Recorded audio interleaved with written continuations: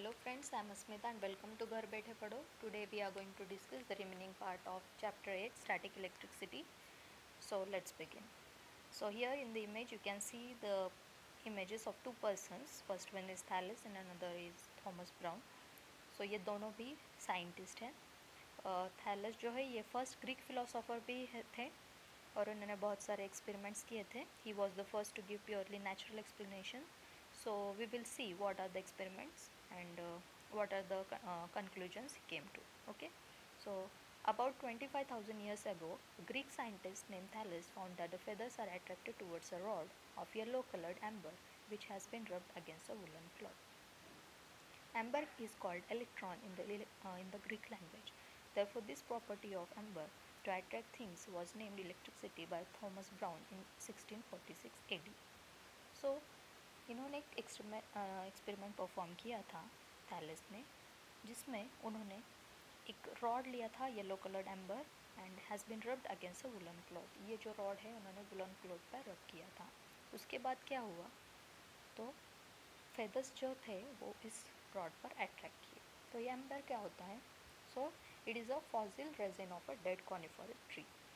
Coniferous tree जो होते हैं उसका फॉसिल जो मतलब डेड रेसिड्यूल्स होते हैं या डेड पार्ट्स होते हैं, रिमेंस होते हैं, जब ये उसके लीव्स वगैरह गिरते हैं तो वो फॉसिल रेजिन जो बनता है उससे ये एम्बर तैयार होता है. ओके, सो ये येलो कलर्ड एम्बर है और इसको जब हम रब करेंगे वुलन क्लॉथ पे तो इस पर एक चार्ज डेवलप होगा और उसके वजह से ये फेदर्स को अट्रैक्ट करेगा.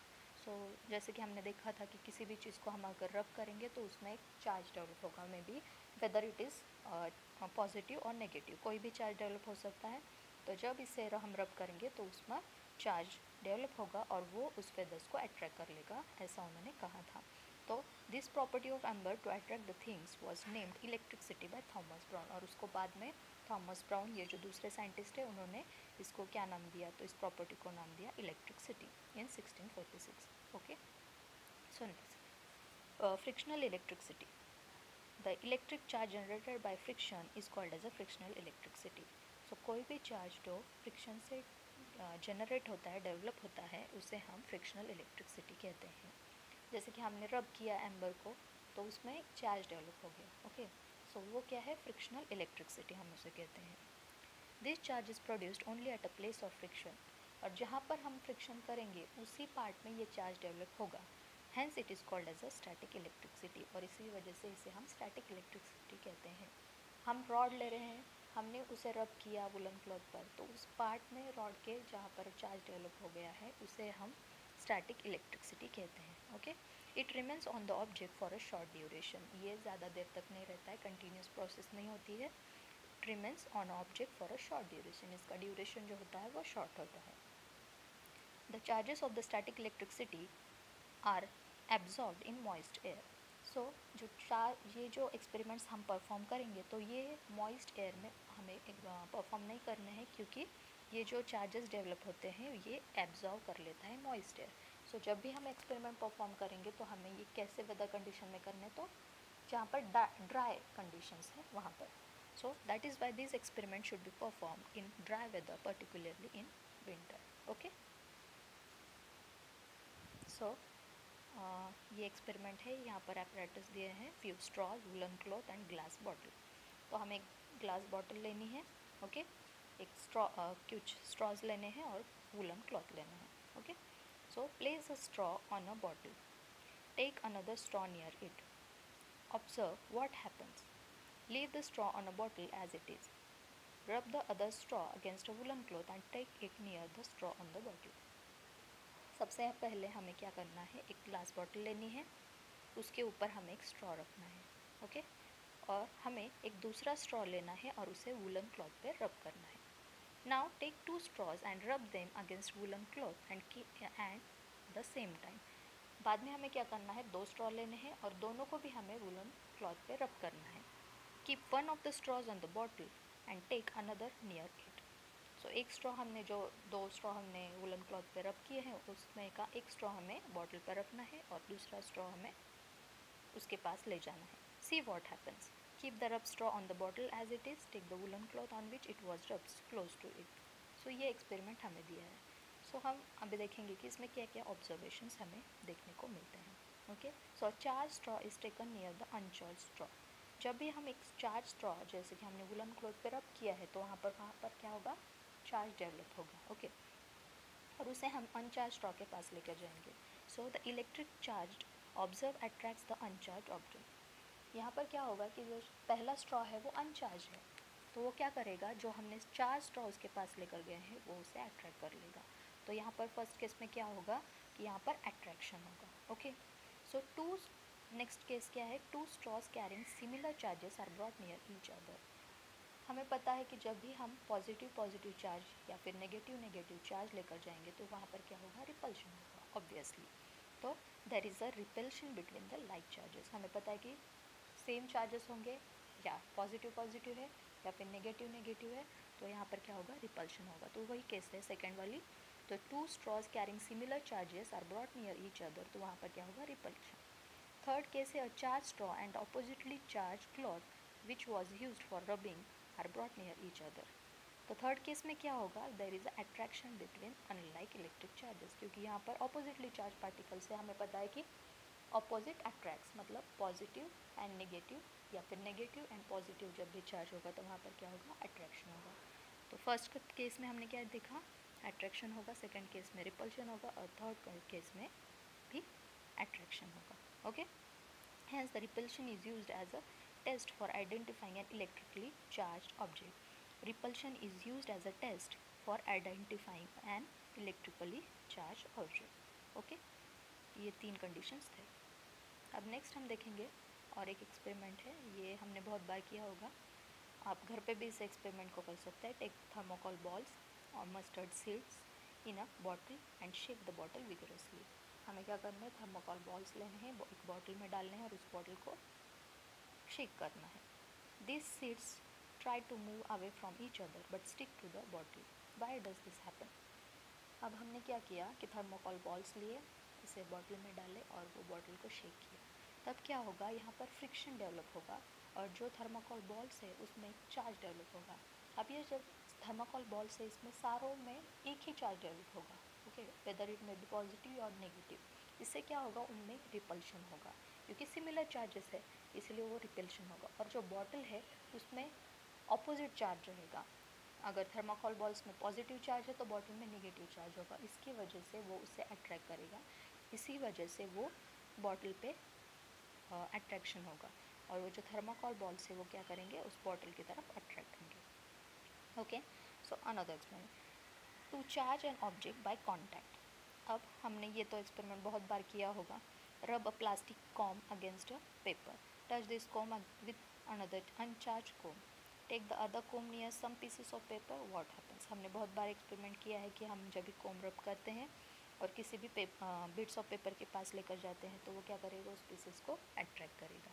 ओके, सो रब a plastic comb against a paper, touch this com with another uncharge com. अगर एक कॉम चार्ज है और दूसरा अनचार्ज है तो वो क्या करेगा, उसे अट्रैक्ट करेगा। Take the another comb near a small pieces of paper, what happens. अगर हमने दूसरा कॉम जो है वो चार्ज पेपर के पास लेकर गए तो क्या होगा, वो पेपर को अट्रैक्ट करेगा। ओके, रब a comb or a balloon on your head as shown in the picture and take the comb near a. अभी दूसरा एक्सपेरिमेंट है, to charge an object by induction. So ये भी एक दूसरा एक्सपेरिमेंट है। रब अ comb or a balloon on your hair as shown in the picture and take the comb near a thin trickle of water from a tap. See what happens. Now draw the comb away from the trickle and observe what happens.